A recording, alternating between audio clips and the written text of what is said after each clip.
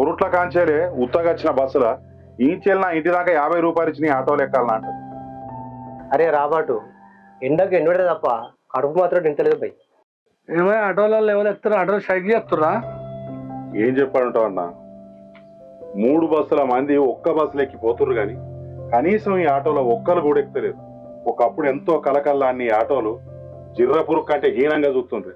Bus ఎక్కితే మొసమారకుండా ఎక్కుతురు, అలా దొంగ దొరకదో తెలుస్తలేరు. సరే సార్, నీకు ఎక్కడ పోతారు? మాకి ఆటోలో ఎక్కండి, తీసుకుపోతాం మేము.